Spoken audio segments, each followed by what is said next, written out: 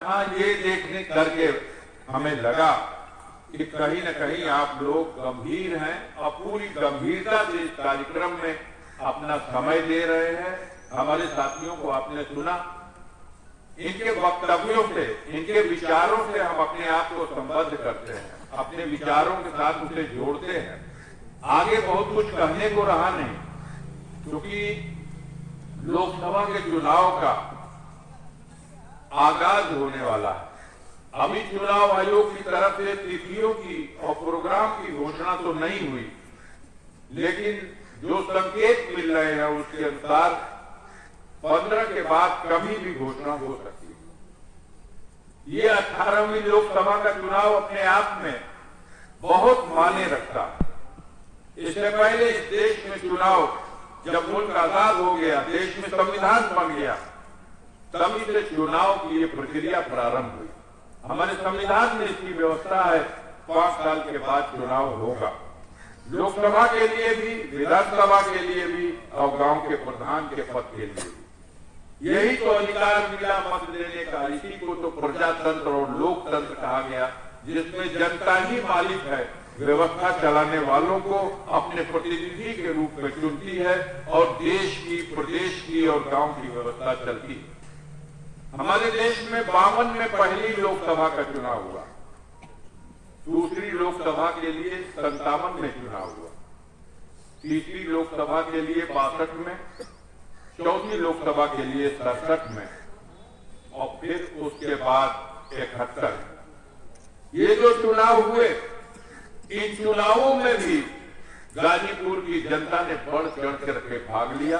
देश की जनता ने लोकतंत्र के इस पर्व को बढ़ चढ़ करके इसमें भाग लेकर सफल बनाया। उनके मतों से चुने हुए लोग दिल्ली और लखनऊ गए, सरकारों का गठन हुआ और देश का संचालन हुआ।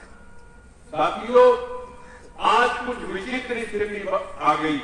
वो विचित्र स्थिति ये है कि अभी तक आजादी के बाद इस बात पर कोई विवाद नहीं था। देश की आम जनता संविधान में विश्वास रखती है। अपना सबसे बड़ा ग्रंथ, जिसमें देश के हर नागरिक के लिए अधिकार सुरक्षित है, उस पुस्तक का नाम है भारत का संविधान। और उस भारत के संविधान में जो रास्ता है, उस रास्ते पे देश में राजनीति में जितनी भी पार्टियां हैं, जो राजनीति में भाग लेती हैं, सब उसी रास्ते पे चलती है।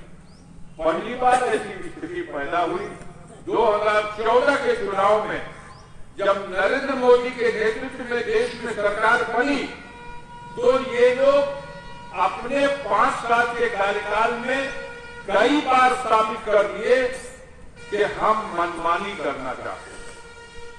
पहली बार जब ये प्रधानमंत्री बने थे, तो किसी को यकीन नहीं था कि एक वैध मोदी जी देश को संबोधित करने के लिए आएंगे और देश में जो चल रही मुद्राएं हैं, 1000 का नोट, 500 का नोट, उसको 1 मिनट में रद्दी का टुकड़ा बता करके और देश की व्यवस्था को डिस्टर्ब कर देगा। कोई जरूरत नहीं थी नोटबंदी का ऐलान, कोई आवश्यकता नहीं थी, लेकिन ये मनमानी करने का उनका एक पहला बड़ा कदम था। जब देश में इसका विरोध होने लगा, तो मोदी जी घबरा करके एक्सप्लेन करने लगे कि हमने ये क्यों किया। उन्होंने न रिजर्व बैंक के गवर्नर को विश्वास में लिया और न देश के फाइनेंस मिनिस्टर को, जो अरुण जेटली साहब उस वक्त फाइनेंस मिनिस्टर थे, उनको भी नहीं बताया। सीधे निर्णय लिया, ये रद्दी का टुकड़ा है। पूरे देश की जनता घबरा गई। एक तिथि तय कर दी, इतने दिन के अंदर बैंक में आइए और अपना नोट भजा के लाइए। एक सीमा तय कर दी कि कितने रुपए तक के नोट भजाए जा सकते। भगदड़ मच गई, लाइनें लग गई, हर तरफ अराजकता फैल गई, कितने बेटियों की शादियां टल गई, महत्वपूर्ण काम रुक गए और मोदी जी अपने इस फैसले को सही साबित करने के लिए बोले कि ये देश में चोर हैं, बेईमान हैं, कालाबाजारी करने वाले लोग हैं। ये चोर बेईमान कालाबाजारी करने वाले देश का धन, ये हजार की बड़की नोट, इसको इकट्ठा करके छुपा के रख लिए हैं। बहुत सा ऐसा धन है जिसको ले जाकर के विदेशों में स्विट्जरलैंड के बैंक में जमा कर दिए। बाबा रामदेव ने तो गिनती करके बता दिया कि 280 लाख करोड़ रुपया जमा कर दिया है इन कालाबाजारी करने वालों ने स्विस बैंक में, स्विट्जरलैंड के बैंक में। और ये इसलिए बंद कर दिया गया कि बदले यहाँ लोग ना, अब वो काला धन जो इनका है वो खत्म हो जाएगा, नष्ट हो जाएगा, बेकार हो जाएगा।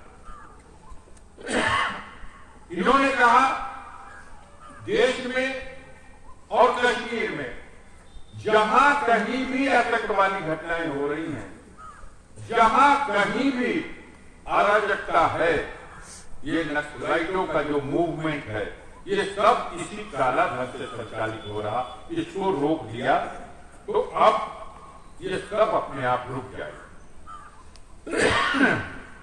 उन्होंने ये भी कहा कि इस पैसे को रोक देने से अब देश में जो नई मुद्रा छापी जाएगी उसका कोई नकल, कोई जाली, कोई नकली नोट नहीं बना सकेगा। याद है कि नहीं ये वादा उनका?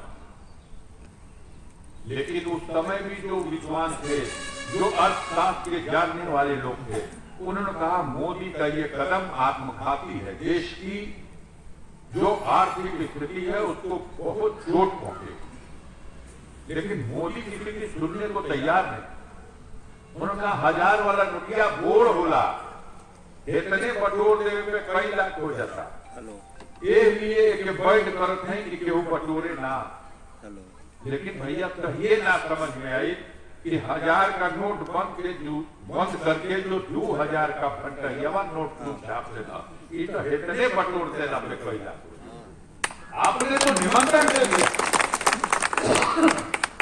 आप 1000 का नोट, 500 का नोट बंद करके 2000 का छाप लिए। तब वो बड़ी कहा कि एकदम सही छपले बाड़ी, एक नकली नोट बन सकेला और न एक कहीं लुकवा के चोरवा के केहू रख सकेला।